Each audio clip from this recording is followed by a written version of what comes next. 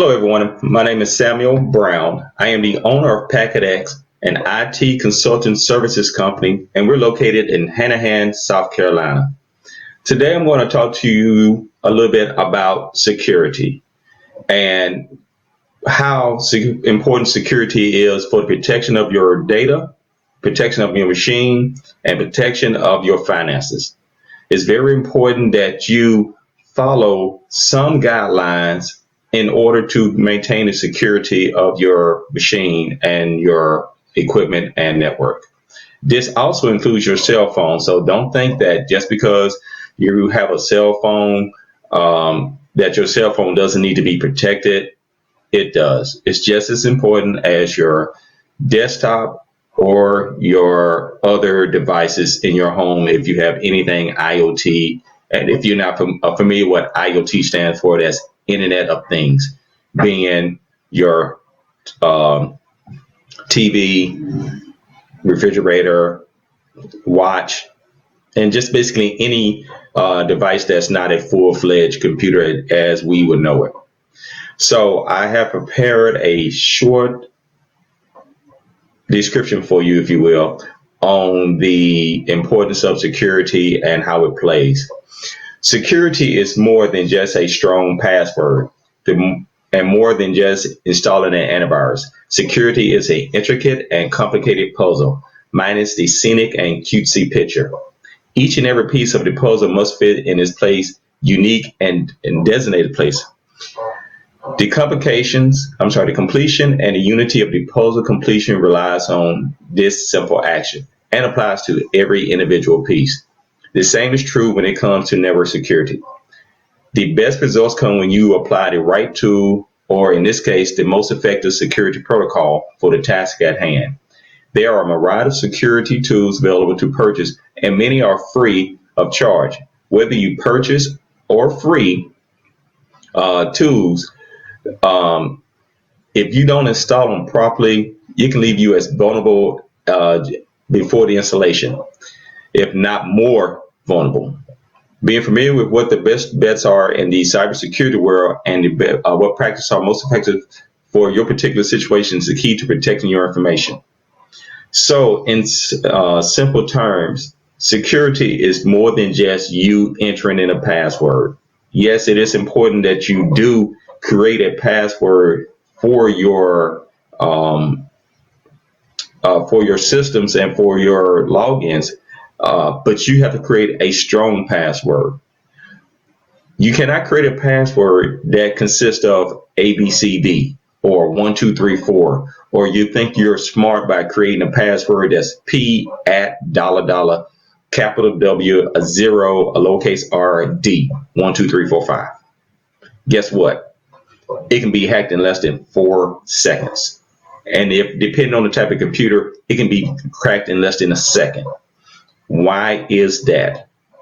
That is because there are tables, or if you're familiar with what I'm about to say, a notepad with nothing but a list of passwords that has been created. So people have, since the dawn of IT, I should say users, created passwords as simple as my password is the letter A. Oh, my password is going to be W, or again, say password. Someone has taken the time and wrote down each and every one of these passwords. And these passwords lists are called rainbow tables. They create these rainbow tables, and there are hundreds and hundreds, if not thousands, of these tables out there. Again, it has every known password and made up passwords. So your password has to be completely unique. Now, understand that your password has to be unique, because if not, a hacker can scan your network and again, in less than a second, have your passwords, especially if your passwords are 7 characters or less. You need to create a password that's a minimum of 8. Me personally, I have everything that's 12 characters and above. Now, I know what you're thinking. How will I keep these passwords? You need to figure out a way that's going to be secure. Have it either in a notepad that you don't carry in place. Have it on a thumb drive that's encrypted with a very strong password. So then that way the hacker, or if you lose it, the person will not be able to get that information off of it. Once you have this, then you'll be able to create stronger passwords and you won't have to commit everything to memory. Now, let me take one step back here about the creation of passwords. You may have heard about passwords generators. You want to be extremely, extremely careful when using those. And why do I say that? And just to let you know, I don't use those. The reason why I say you don't want to use those or be extremely careful when using those is, yes, the person or the company that has created that tell you that we can create, or they have created a secure way of creating some random password that's 20 characters long that can't be compromised. But you have to take into account they have the key to the program that you're using to create these passwords. So if they have the key and you're using it to create passwords for your bank or any other secure things, something like your PHI or protected health information for your hospital, or PII, or personal identifiable information, such as your social security number, your mother's maiden name, your bank account information, your home address, then they can turn around and impersonate you. Or if they don't impersonate you, if they get compromised, then guess what? That person that compromised, or organization that compromised them, now has access to your stuff. And by the time you are aware that you have been compromised, it's already too late. Your information is out on the market, and on the black market, I should say. And they are using your information to make money, or they are compromising other taking that compromised information to wipe out your bank account or go on a shopping spree, whatever makes them more happy, or even turn around and open up a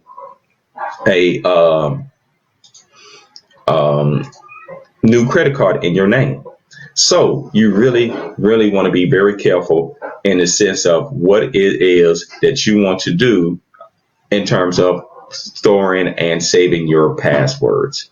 You have to be very, very cognizant of when you create these passwords, how the length of the password and the complexity. Because if you have a long password that is 17 characters, but it's A, B, C, D, E, F, G, it's been done before. And so now you're compromised. So you have to use numbers. You have to use letters, both capital and lowercase, and you have to use special characters. So if you're going to create a password, make sure that your password is meeting the complexity that will make it difficult, because the longer the password is and the more difficult that password is to guess, then guess what? The longer it would take a hacker to crack it. It could take a hacker 90, 120, if not a couple of years to crack your password. So again, you want to make sure that you create your password so you won't end up making a password that's going to be easy. Now, part of the physical security with that is when you create your password, don't put your password list underneath your keyboard. Don't put it behind your monitor screen. Don't stick it in your desk drawer. Put it someplace that's going to be secure. As a computer tech and a network engineer, I have entered offices working on people's computers, trying to make sure, working going in to fix certain issues. And then when I call and ask them, I say, okay, I need to log in as you so I can fix this issue or verify this issue has been resolved. They say, oh, I don't know my password. But if you look under my keyboard, there's my password. And guess what? not only do I have their password, I may have their passwords to their bank accounts. I may have their passwords to uh, their medical records. I may have passwords to other sensitive data at that organization that I should not have access to. So I am now in a position to do damage to that company. And last thing you want to do is put your company, or if you're just a home user, put your personal business out there in a very compromised situation. So you want to be careful with that. So with the password covered, I'm going to move over to security. And when I say security, I'm talking about antivirus. There are many, many different antiviruses out there. You have your free stuff being AVG, and you can go get a paid version of AVG. And then you can go get paid versions of antivirus software. Oh, let me go take a step back. You also have Microsoft Defender. That comes with Windows if you're running Windows. Now, you have your paid versions. You have your Sophos. You have Trend Micro. You have McAfee. You have Norton, and a whole host of other antivirus softwares out there that you can use. Now, be aware that not all antivirus softwares are made equal, meaning one antivirus will do some things that other ones won't, and the other ones may do things that, again, the other ones don't. But the point is, are the features being offered what you want? So before I dive into that, let me take a step back and give you the differences between the paid and the free version. So if you have the free version, yes, it will protect you. The issue behind the free version is keeping the features out of this conversation at the second. Is when there is a attack or a new virus that's coming out and it's spreading like wildfire, it could take anywhere up to 24 to 36 hours before you receive the updated definition file, or DAT file for short. So for 24 to 36 hours, you are now at risk of being infected with this virus. And the only real safety that you can put in place is to turn off your computer and not connect until the definition file has been released by that antivirus software. Now, why does it take 24 to 36 hours? Because they want to give it to their paid users first. So if you go and purchase the AVG,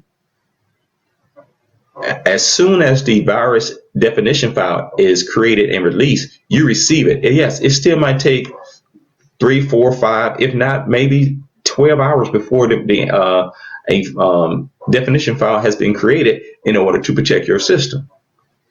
But you're going to get it first, versus, again, the person that has the free version, 24 hours. Now, going back to the Sophos, Trend Micro, and all of that, and the only one that I'm going to throw into the paid version is the Windows Microsoft Defender, is the fact that you're going to get that virus definition as soon as it is released. So if it's released at 1 o'clock, it might take 10 or 15 minutes before you receive notification. And I'm not meaning your machine received notification, hey, there's an updated file. Hey, do you want to go ahead and download this? Yes, you do. So you want to go ahead and get your antivirus software downloaded. So I'm not going to take anything away from the free version over the paid version, because they're both going to do the same thing. The question really relies on how fast do you want to protect your machine with the latest definition files. If you're not really concerned, get the free version. You'll be good. If you want the paid version and get the latest protection, then great. Now, I'm going to talk a little bit about the features. A well-known one is Norton. Norton antivirus software gives you a lot of features like LifeLock and a few other things, which I'm not going to go in detail in any of them. I'm just going to touch on it. But the Norton LifeLock, the question is, do you need LifeLock protection? I can't answer that question. That question can only be answered by you. And ultimately, do you want to spend money on something that you will not get any benefit from? Don't don't say that, hey, it's free.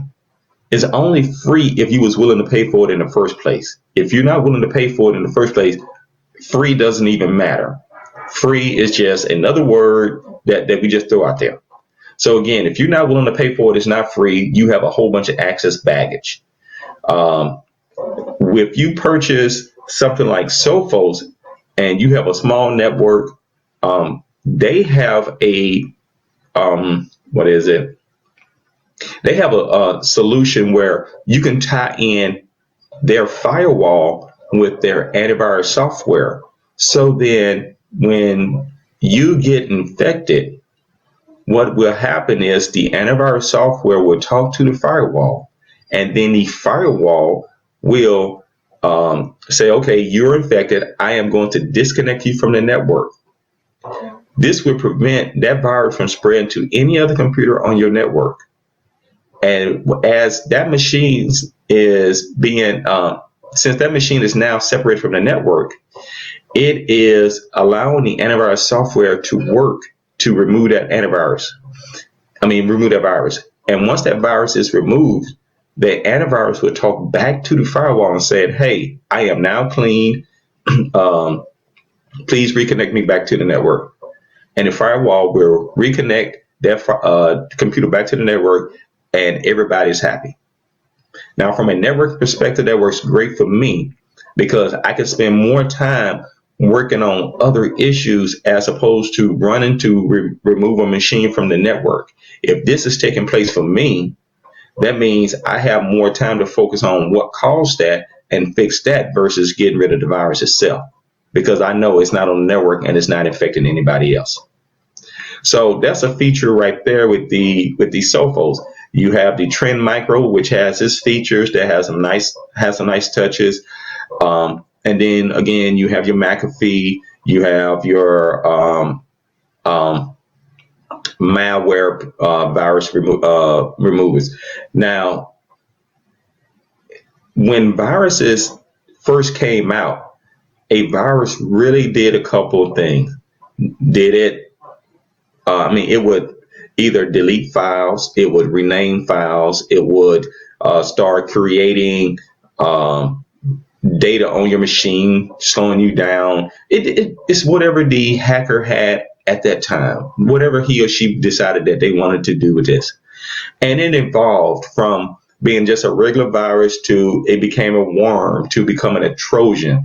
And just in case if you're not familiar with a Trojan, basically a Trojan is you download a game that you want to play, but unknowingly you download another application within that game that is designed to do some type of malicious act, whether it is to look for all of your PHI, again, your protected health information, or PII, personal identifiable information, and then send it out to whoever. Or it turns your machine into a zombie.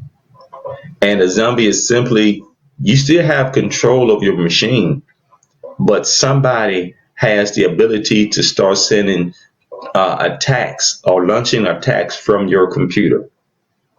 So you don't want to download software from places that you're not familiar with. And I'll give you a quick example of that. But real quick, the main thing is these viruses have evolved, and malware came into the picture, which is basically blurred the line between what a virus is and what malware is, because everything is doing something similar to what the other one is. So again, malware might come in there and delete ABC. Virus go in there and do the same thing, but it's just how it's done and how it's executed is how is differentiated. Now, let me take a step to the back to the Trojan before I get too deep into the woods here. So there are programs out there that you can go download from third-party sites. I'll put it like that.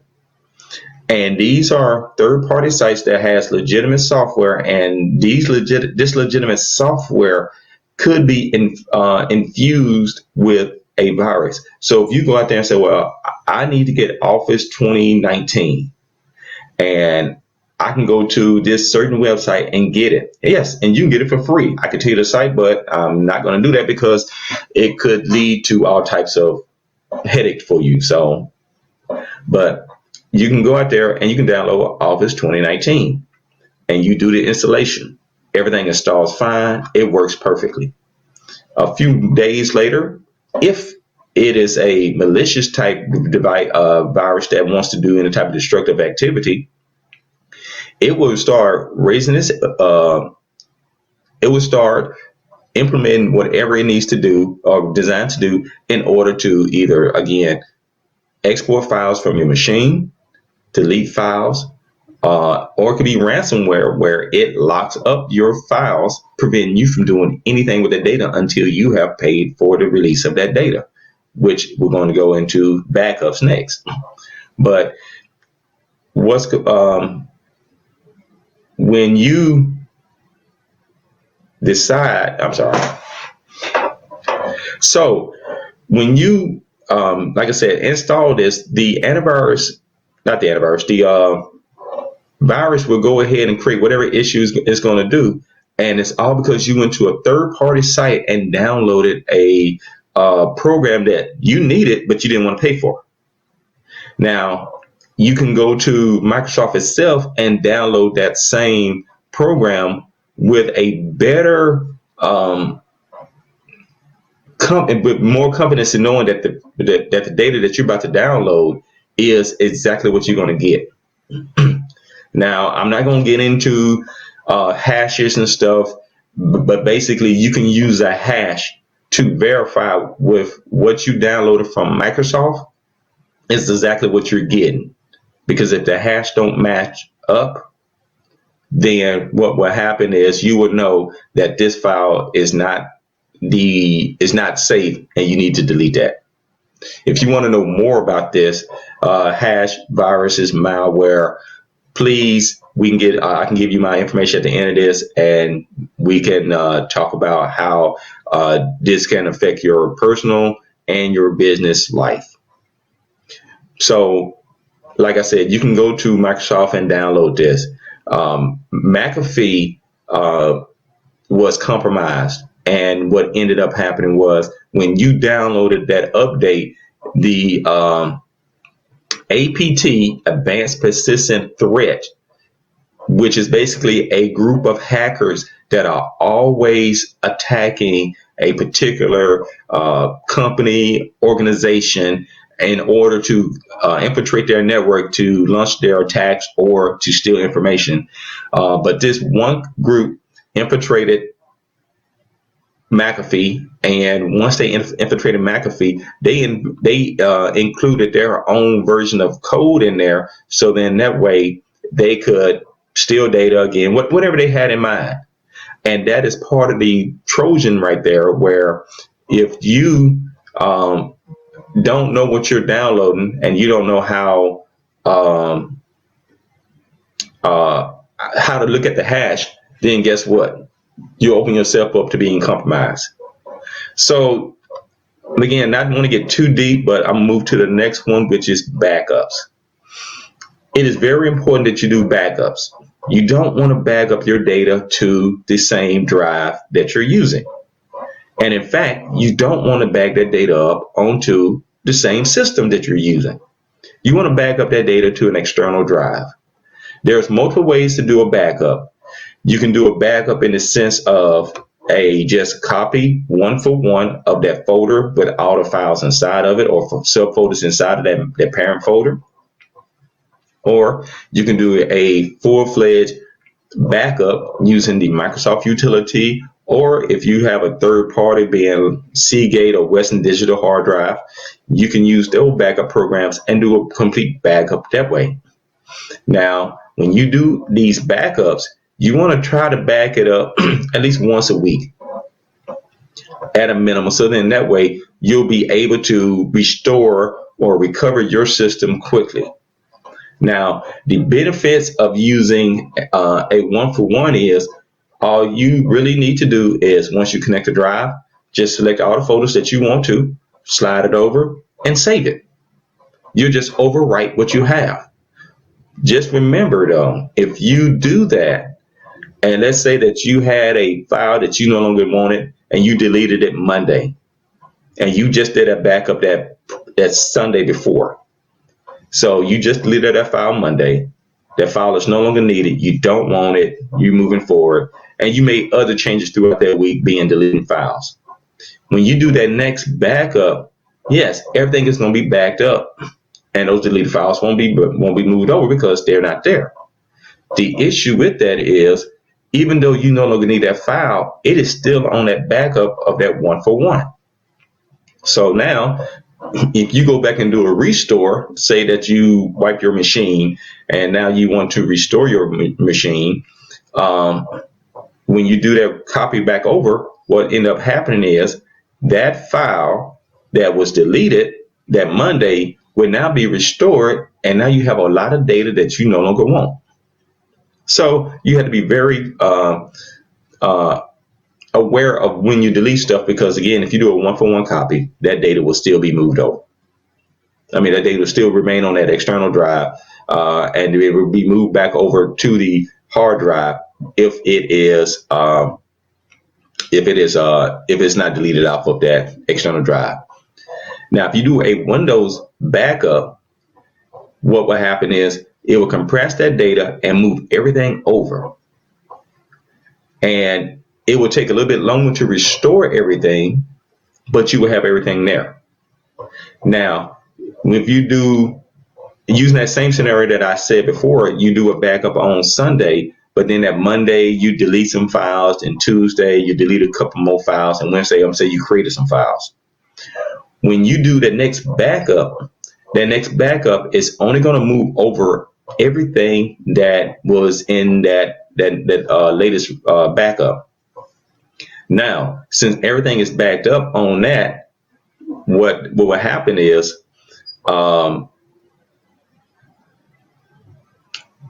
the information can be restored based off the week that you want to restore it from. So if you delete something on Monday, like I said, it's gone. And then you have to do a restore, and you pick that same week, but that file was not there, you can then go and restore using that week's, and that file won't be there. So it's not like you're going to be running into any issue with your data in terms of you having files that you no longer need on your network or on your computer. So you really want to make sure that you pay attention and know what you want in terms of backing up and restoring. Both are great. It just figure out which one works best for you in this situation. Now, one last thing I want to discuss is the maintenance of your computer.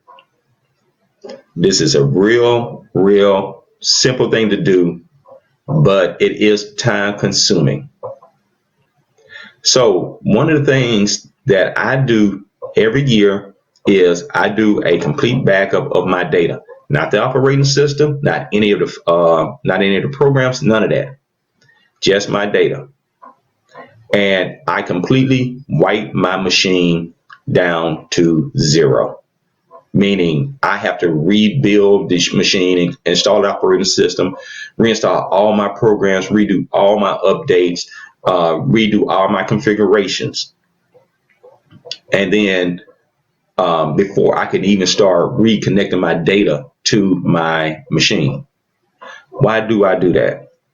Because even the best antivirus at this point in time cannot get rid of all viruses. So you have to wipe it. You'll never know it's there, because the thing is, if the antivirus knew it was there, it would at least alert you. The second reason is this: throughout the year, you add and remove programs. You may remove 15 programs. You may remove one program. It doesn't matter. These programmers, when they write these programs to do uninstall, they don't do a complete uninstallation of the or uninstall of the program. They only do enough so then that way it no longer functions and it no longer working on your computer. But over time, those dead links are still there and they build up and they could add to the slowness of your machine. And you want to make sure that you get that off of your machine. And the only way that you can do that is by wiping it. And by you wiping it, it fixes other issues that you may have in the background. For instance, my Outlook started to stop functioning correctly. I just keep it simple like that. It's way more complex. But after a while, even having Microsoft on the phone for a week and us working on this issue, we couldn't come up with a resolution. So my next action was to wipe the computer. I wiped the computer, and after I wiped the computer, I was able to reinstall everything on the computer, and all those little nuances that I was experiencing before, I'm no longer experiencing. And there was a few that I was, and again, whatever the actual issue was, a lot of it you just won't know. The only way that you can resolve it is by wiping it. And again, I do this yearly. So I covered quite a few things here, and just with the basics of doing IT in terms of security. Again, you need to have a strong password. Don't write your password on a sheet of paper and stick it underneath the keyboard, because again, that's the first place a intruder is going to look.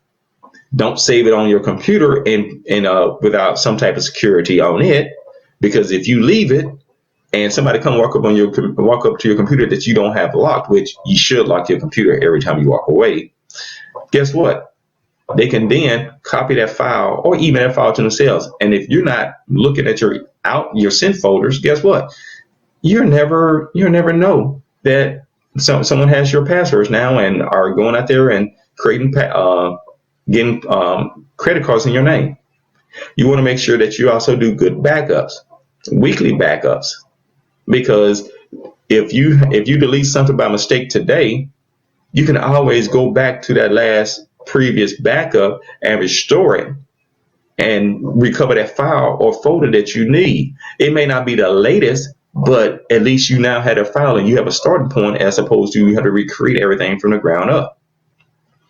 We spoke about antivirus. You need to make sure that you get the antivirus that best fits your needs. You don't want to get an antivirus that's going to go out there and protect you from financial hacks and stuff, and you don't need that. That's a service you don't need to pay for. You want to get something that you need. If you're doing basic internet surfing and stuff, you want to get an antivirus that's going to protect your web surfing. You want to get an antivirus that's going to do viruses. So you want to make sure you get all of that out of the way. And real quick, a little bit about what my company PacketX does. Again, we are an IT consulting services company. We can come out to you, or we can fix your machines remotely. We provide managed services, being antivirus, hardware monitoring, firewall security, and IT consulting. We can be reached at 844-722-5389. And we have a website by bui.packet-ex.com. That's bui.packet-ex.com. And you can purchase your parts there. Again, and if you want to receive our newsletter, please send an email to info@packet-ex.com. Again, I am Samuel Brown, owner of PacketX. Merry Christmas and a Happy New Year.